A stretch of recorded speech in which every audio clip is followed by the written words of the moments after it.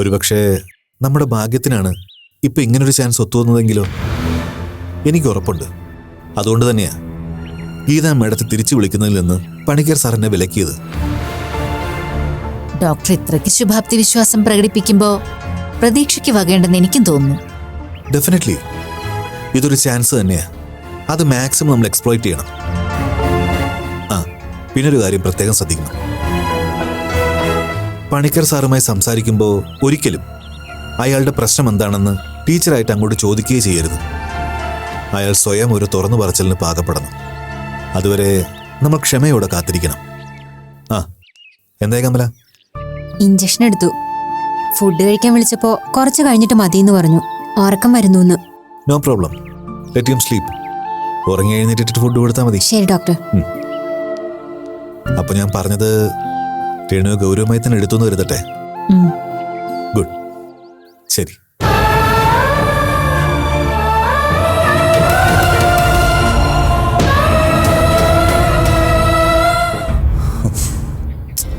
കാണുന്നില്ല.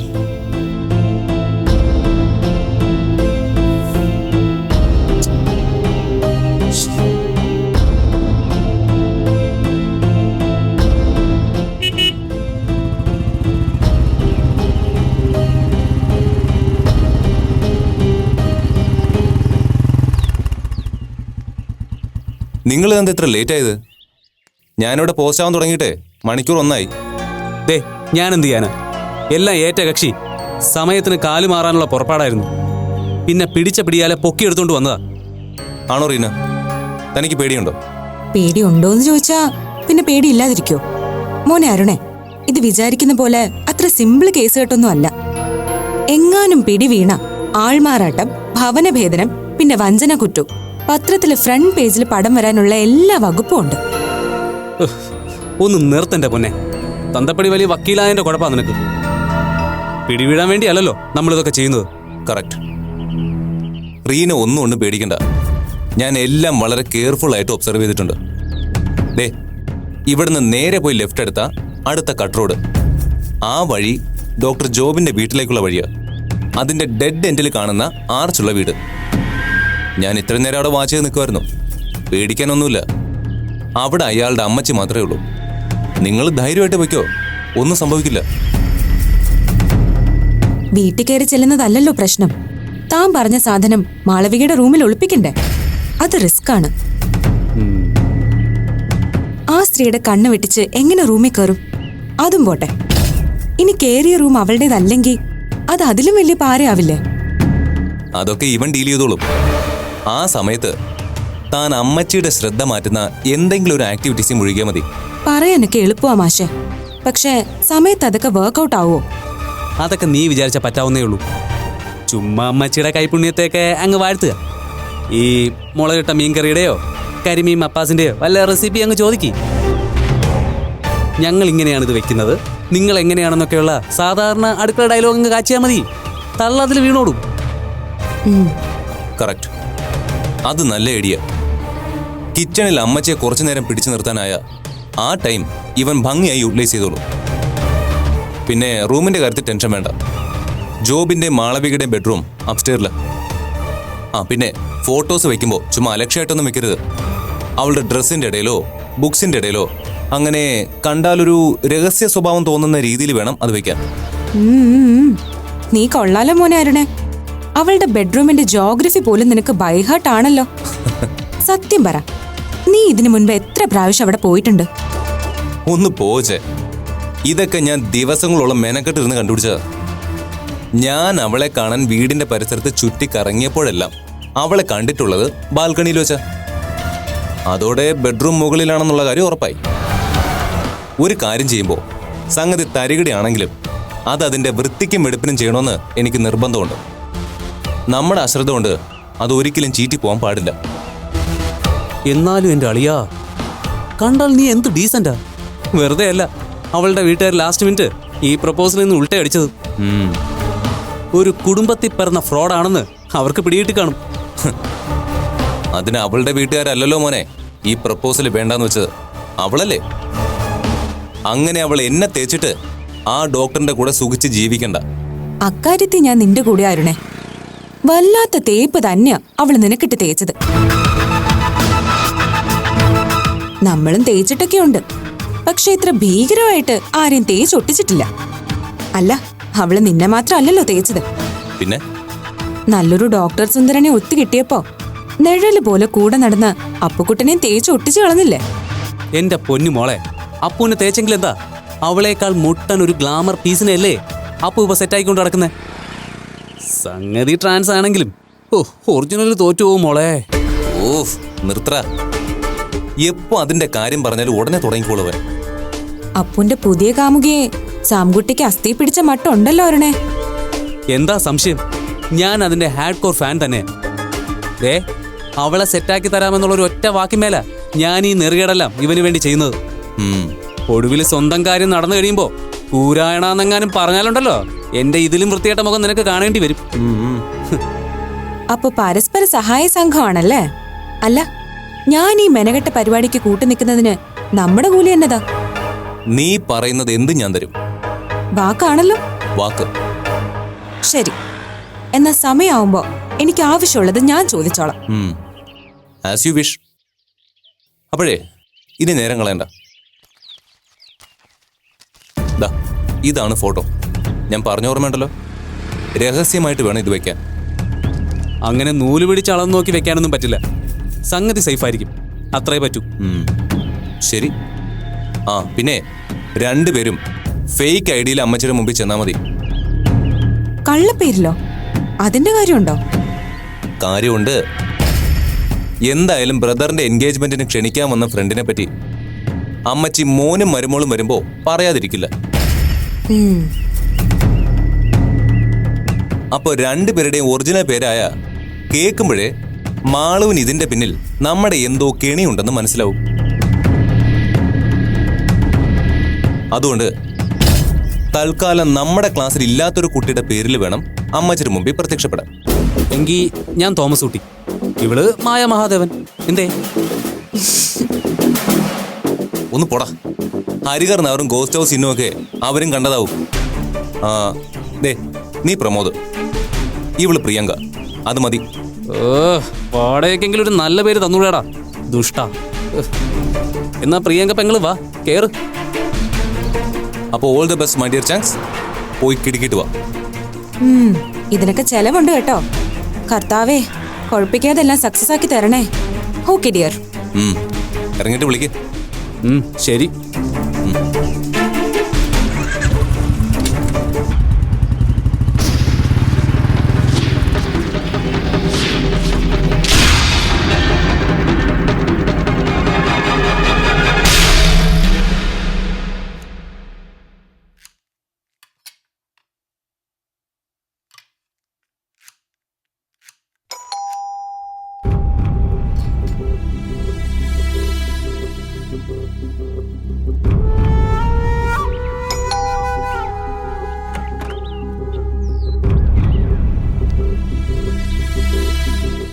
ആരാ? ഡെയ്സി ടീച്ചറല്ലേ? അതെ. ക്ഷമിക്കണം, എനിക്ക് നിങ്ങളെ മനസ്സിലായില്ലല്ലോ. ഞാൻ പ്രിയങ്ക, ഇതെന്റെ ബ്രദർ പ്രമോദ്. ഞാൻ മാളവികയുടെ ക്ലാസ്മേറ്റ് ആന്റി. ആ, അത് ശരി. വരൂ, വാ, അകത്തേക്ക് വരൂ.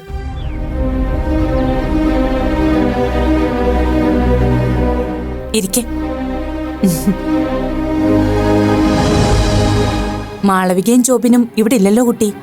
അതൊക്കെ എനിക്ക് അറിയാം ആന്റി. രണ്ടുപേരും കൂടി ഹണിമൂൺ ആഘോഷിക്കാൻ പോയിരിക്കുകയാണല്ലേ? ഇന്നലെ രാത്രി ഞാൻ വിളിച്ചിട്ടുണ്ടായിരുന്നു. ഞങ്ങള് ഇടയ്ക്കിടയ്ക്ക് ഫോണിൽ കോണ്ടാക്ട് ഉണ്ട്. മാളവികയുടെ വെഡിങ് റിസപ്ഷന് ഞങ്ങൾ വന്നിരുന്നു. അതെയോ? അന്ന് മാളവികയുടെ ഫ്രണ്ട്സ് ആരൊക്കെയോ വന്നോന്ന് ഓർക്കുന്നുണ്ട്. അന്നത്തെ തിരക്കിനിടയില് മുഖം ഓർത്തിരിക്കുന്നത് എങ്ങനെയാ? പക്ഷേ അന്ന് മാളവിക ആന്റി എന്നെ പരിചയപ്പെടുത്തിയതായിട്ട് എന്റെ ഓർമ്മ. പക്ഷേ ഞാനതങ്ങ് മറന്നു. അല്ല, എന്താ രണ്ടുപേരും വന്നത്? അതെ, പ്രമോദിന്റെ എൻഗേജ്മെന്റ് ആണ് ഈ 16th. അതിന് മാളവിക ആന്റിയും ക്ഷണിക്കാൻ വന്നതാ. ഇവിടെ വൃന്ദാവൻ കോംപ്ലക്സിൽ വെച്ചിട്ടാ. മാളവികയും ഡോക്ടറും ആന്റിയും തീർച്ചയായിട്ടും വരണം. കുട്ടികൾ ഇന്നോ നാളെയോ എത്തും. ഞാൻ പറയാം. മാളു ഉറപ്പായിട്ടും വരും. ജോബിന്റെ കാര്യം എനിക്കറിയില്ല. ഡ്യൂട്ടി ഉണ്ടെങ്കിലേ കഴിവതും അവൻ ലീവ് എടുക്കാറില്ല. അവര് രണ്ടുപേരും മാത്രം പോരാ. ആന്റി മാളുവിന്റെ ഒപ്പം ഉറപ്പായിട്ടും വരണം.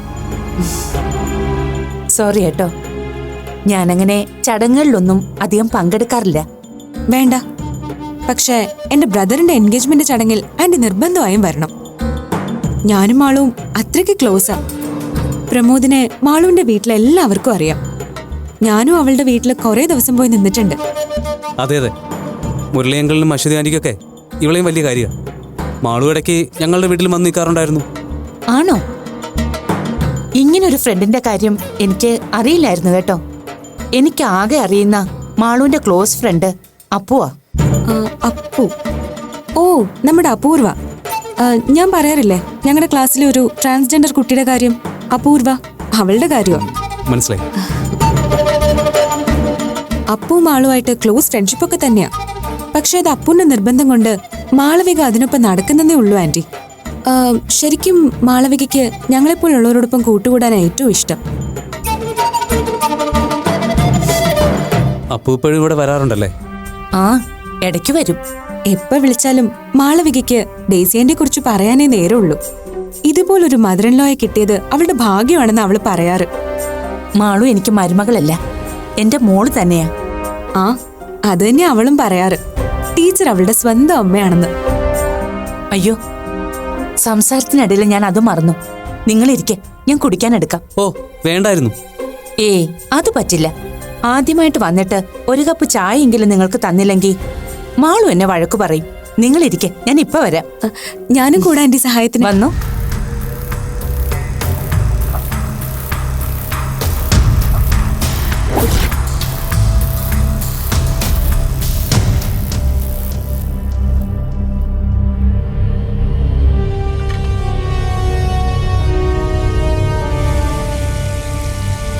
പ്രിയങ്കയുടെ ബ്രദർ എവിടെയാ വർക്ക് ചെയ്യുന്നേ? ഒരു പ്രൈവറ്റ് ഫാമിൽ ആന്റി. അവിടുത്തെ HR-ൽ അസിസ്റ്റന്റ് മാനേജറാ.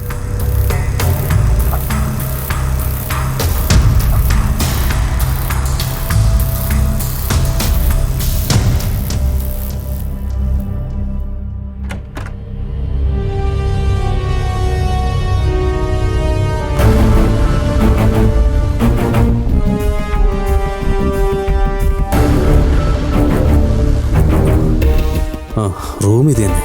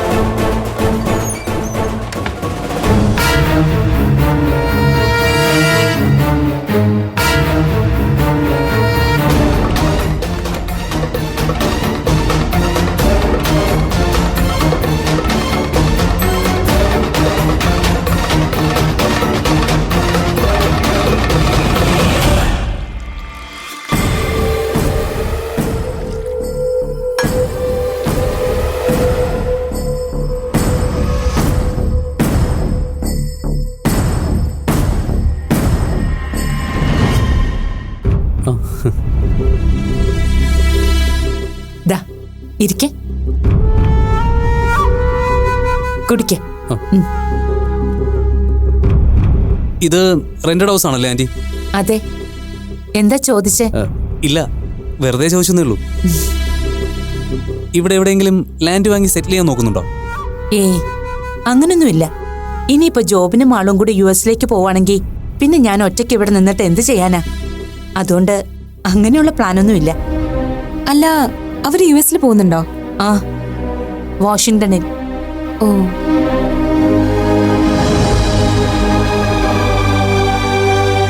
ഇനി വിസ വരേണ്ട താമസേ ഉള്ളൂ. അത് ശരിയാ. അവര് പോകുന്നുണ്ടെങ്കിൽ പിന്നെ ആന്റി ഇവിടെ ഒറ്റയ്ക്ക് തങ്ങേണ്ട കാര്യം എന്താ? പിന്നെ എന്ത് ചെയ്യാ ആന്റി? നാട്ടിലേക്ക് മടങ്ങണം. മൂവാറ്റുപുഴയിലാ നാട്. അവിടേക്ക് പോണമെന്ന് ആഗ്രഹിക്കുന്നത്. ബാക്കി കാര്യങ്ങളൊക്കെ ജോബിൻ വന്നിട്ട് തീരുമാനിക്കും. എന്നാ പിന്നെ ഞങ്ങൾ ഇറങ്ങട്ടെ ആന്റി. ഇനിയും 3-4 വീട്ടിൽ ക്ഷണിക്കാനുണ്ട്. മാളവിക വരുമ്പോ ഉറപ്പായും ജോബിൻ ഡോക്ടറെയും കൂട്ടി ചടങ്ങിനെത്താൻ പറയണം. ഡേറ്റ് മറക്കണ്ട. 16th. ബാക്കി അവള് വന്നിട്ട് ഞാൻ വിളിച്ചോളാം ആന്റി. ശരി മോളെ, എന്നാ പറ്റി അങ്ങനെ ആട്ടെ. ശരി ആന്റി. ശരി ആന്റി.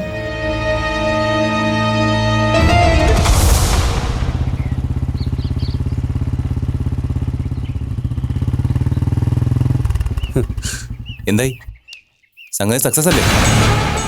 ഈ സാംകുട്ടി ഒരു കാര്യം ഏറ്റാ പിന്നെ സക്സസ് ആക്കാതെ തിരിച്ചു വരില്ല എന്ന് നിനക്കറിയില്ലേ ബ്രോ? അത് ശരി, ഇപ്പൊ എല്ലാം നിന്റെ മിടുക്ക്. നീ ആള് കൊള്ളാമല്ലോ അച്ചായ. ബുദ്ധിയുള്ള ഒരുത്തി കൂടെ ഉള്ളതുകൊണ്ട് തടി കേടാവാതെ രക്ഷപ്പെടാൻ പറ്റി. എന്താ അറിയണേ, അവർക്ക് എന്തെങ്കിലും സംശയം തോന്നിയോ? തോന്നുമായിരുന്നു. പക്ഷെ ഞാൻ ബുദ്ധിപൂർവ്വം ഇടപെട്ട് അമ്മച്ചിയെ പതുക്കെ കിച്ചണിലേക്ക് സെറ്റ് ചെയ്തു. അതുകൊണ്ട് കിട്ടിയ സമയം സാങ്കുട്ടിക്ക് മുതലാക്കാൻ പറ്റി. നീ ആ ഫോട്ടോ ഭദ്രമായിട്ട് തന്നെ വെച്ചില്ലേ? അതൊക്കെ സേഫ് ആയിട്ട് പ്ലേസ് ചെയ്തിട്ടുണ്ട്. അങ്ങനെ ഒറ്റ നോട്ടത്തിൽ ആരുടെയും കണ്ണിൽ പെടുകയില്ല. എന്നാലൊന്ന് അരിച്ചു പെറുക്കിയ കാണേണ്ടവരുടെ കണ്ണിൽ പെടുകയും ചെയ്യും. Very good. നീ എന്റെ മനസ്സറിഞ്ഞ് നിൽക്കുന്ന ചങ്കാണല്ലോ. ചങ്കും മത്തങ്ങയൊക്കെ തന്നെ. ആദ്യം ഇതിന്റെ ഇടപാട് സെറ്റിൽ ചെയ്യും മോനെ. എനിക്കൊരു 3 ബിയർ, ഇവൾക്കൊരു കിടിലം പാർട്ടിയും. എന്താ പ്രിയങ്ക പെങ്ങളെ, അതുപോരെ? തൽക്കാലം അത് മതി. പക്ഷേ ഈ ട്രീറ്റ് എന്റെ സർവീസ് ചാർജിൽ പെടില്ല. അതിപ്പോഴേ പറഞ്ഞേക്കാം. എന്റെ പ്രതിഫലം ഞാൻ ആവശ്യമുള്ളപ്പോ മച്ചാനോട് ചോദിക്കും. അന്നളിയും നോ പറയരുത്. ഒരിക്കലുമില്ല. നീ ആവശ്യപ്പെടുന്നത് എന്തും ഞാൻ തന്നിരിക്കും, ഉറപ്പ്. അല്ല ബ്രോ, ഞാനൊരു സംശയം ചോദിക്കട്ടെ? എന്താടാ? നീ പറഞ്ഞ പോലെ നമ്മൾ കാര്യങ്ങളൊക്കെ സെറ്റാക്കിയിട്ടുണ്ട്. പക്ഷേ ആ ഫോട്ടോ അവിടെ അങ്ങനെ സൂക്ഷിച്ചുകൊണ്ട് നിനക്കുണ്ടാകാൻ പോകുന്ന പ്രയോജനം എന്താ?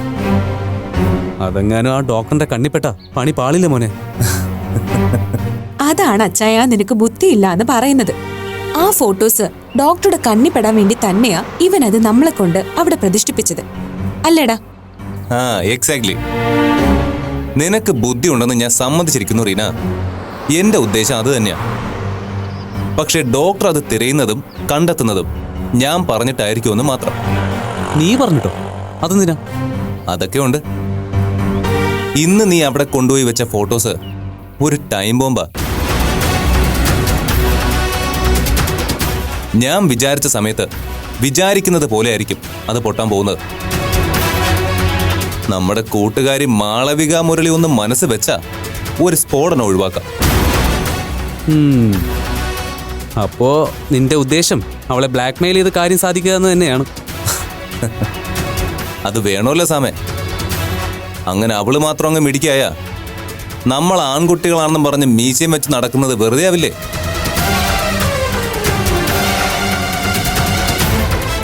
അവൾ ഒരു പണി നമുക്കിട്ട് താങ്ങിയപ്പോ പകരം ചെറിയൊരു പണി തിരിച്ചു കൊടുക്കണ്ടേ? അത് വേണം. പക്ഷേ നിന്റെ ഈ ഐഡിയ വർക്ക്ഔട്ട് ആവാനുള്ള സാധ്യത കുറവാകട്ടോ. അതെന്താ? മധുവിധ ആഘോഷം കഴിഞ്ഞ് ഇണക്കുരുവികൾ മടങ്ങിയെത്തിയാൽ ഉടനെ അവര് വീണ്ടും അമേരിക്കയിലേക്ക് പറക്കും. അമേരിക്കയിലേക്കോ? അതെന്തിനാ? നിന്റെ വില്ലന് അവിടെ ഒരു ഹോസ്പിറ്റലിൽ ഉദ്യോഗം ശരിയായിട്ടുണ്ട്. വിത്ത് സഹധർമ്മിണി പാക്കേജിലാ പോകാൻ ഉദ്ദേശിക്കുന്നത്. അതും ഏറിയാൽ 1-2 ആഴ്ചക്കുള്ളിൽ. നേരാണോ റീന? അവരങ്ങനെ പറഞ്ഞോ? പിന്നെ ഞാനിതെന്താ ഉണ്ടാക്കി പറഞ്ഞാണെന്നാണോ നീ വിചാരിക്കുന്നത്?